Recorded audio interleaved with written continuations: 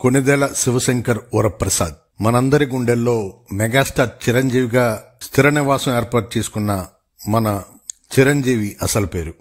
ఆయన 1955 ఆగస్టు 22న మొగల్తూరులో జన్మించారు.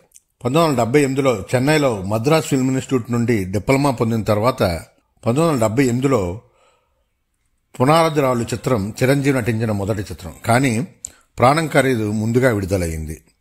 మొదటిసారి నిర్మాత జయకృష్ణ ద్వారా చిరంజీవికి ముట్టిన పారితోషికం 1116.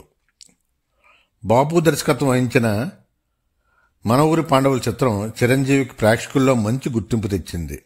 తాయారమ్మ బంగారయ్య చిత్రంలో ఒక చిన్న పాత్ర పోషించాడు. ఐ లవ్ యూలో ప్రతినాయక ఛాయలో ఉన్న పాత్ర పోషించాడు.